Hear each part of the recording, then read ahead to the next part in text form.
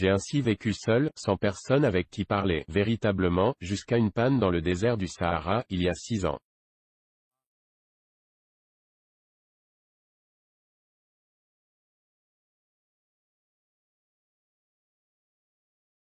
Quelque chose s'était cassé dans mon moteur.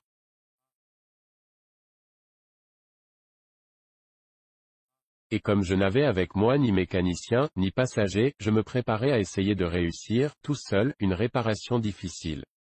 C'était pour moi une question de vie ou de mort.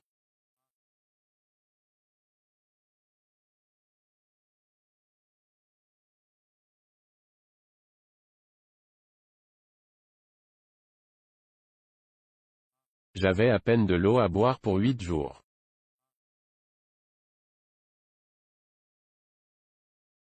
Le premier soir je me suis donc endormi sur le sable à 1000 milles de toute terre habitée.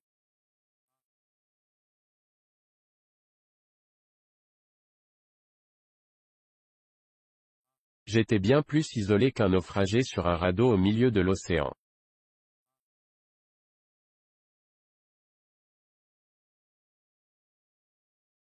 Alors vous imaginez ma surprise, au lever du jour, quand une drôle de petite voix m'a réveillé.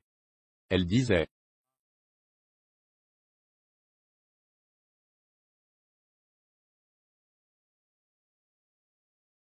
S'il vous plaît, dessine-moi un mouton. Quoi? Dessine-moi un mouton. J'ai sauté sur mes pieds comme si j'avais été frappé par la foudre.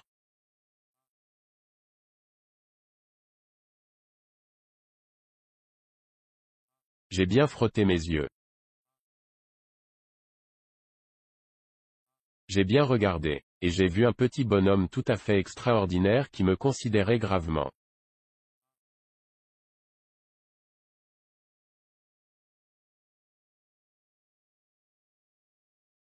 Voilà le meilleur portrait que, plus tard, j'ai réussi à faire de lui.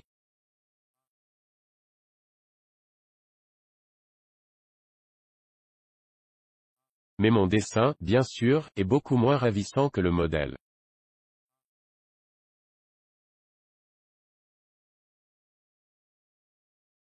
Schéma 2.1. Ce n'est pas ma faute. J'avais été découragé dans ma carrière de peintre par les grandes personnes, à l'âge de 6 ans, et je n'avais rien appris à dessiner, sauf les boas fermés et les boas ouverts.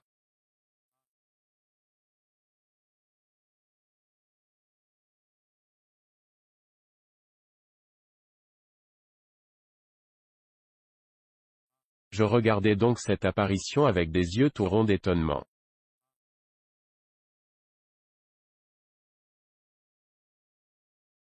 N'oubliez pas que je me trouvais à 1000 milles de toute région habitée.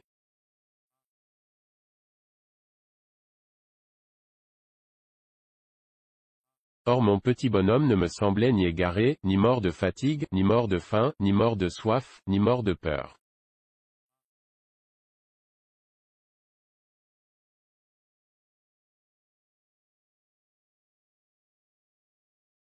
Il n'avait en rien l'apparence d'un enfant perdu au milieu du désert, à 1000 milles de toute région habitée.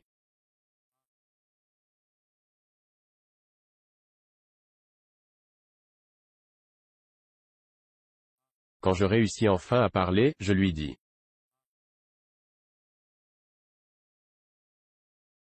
Mais, qu'est-ce que tu fais là? Et il me répéta alors, tout doucement, comme une chose très sérieuse: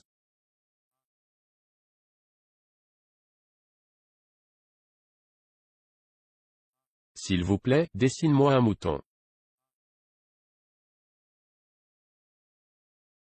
Quand le mystère est trop impressionnant, on n'ose pas désobéir.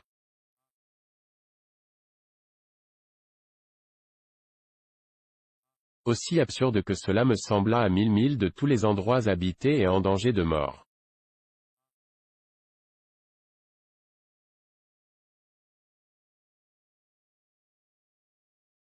Je sortis de ma poche une feuille de papier et un stylographe.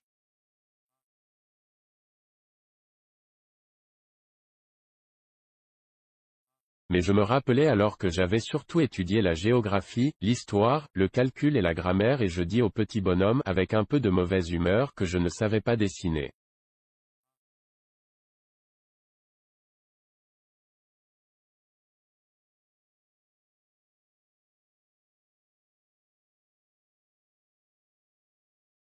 Il me répondit, ça ne fait rien. Dessine-moi un mouton. Comme je n'avais jamais dessiné un mouton, je refis, pour lui, l'un des deux seuls dessins dont j'étais capable.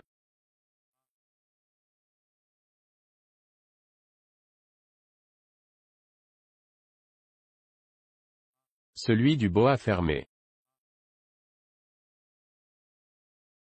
Et je fus stupéfait d'entendre le petit bonhomme me répondre.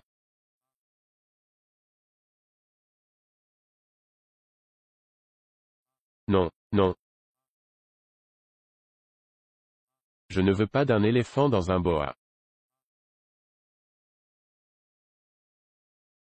Un boa c'est très dangereux, et un éléphant c'est très encombrant.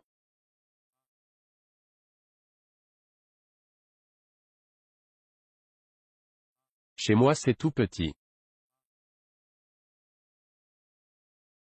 J'ai besoin d'un mouton. Dessine-moi un mouton.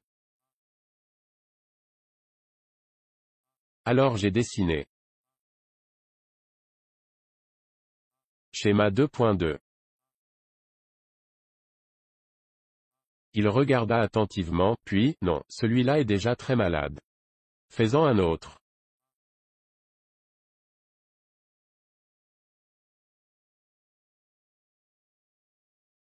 Je dessinais.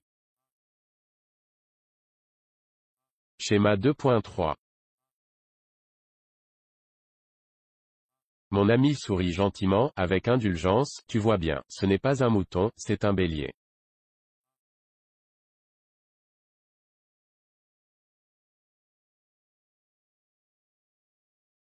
Il a des cornes. Je refis donc encore mon dessin. Schéma 2.4. Mais il fut refusé, comme les précédents.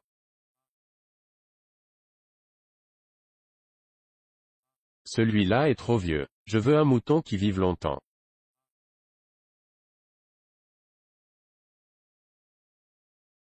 Alors, faute de patience, comme j'avais hâte de commencer le démontage de mon moteur.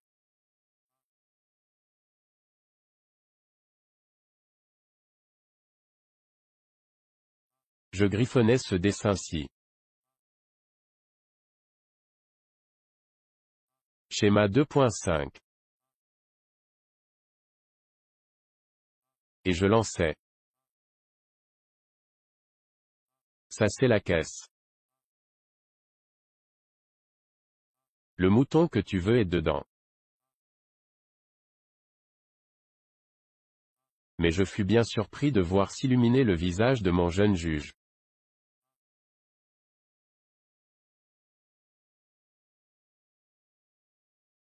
C'est tout à fait comme ça que je le voulais. Crois-tu qu'il faille beaucoup d'herbe à ce mouton?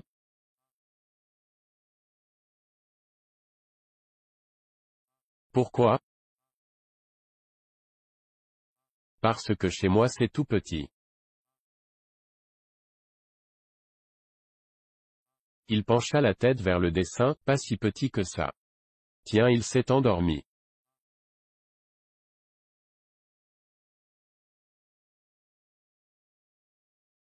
Et c'est ainsi que je fis la connaissance du petit prince.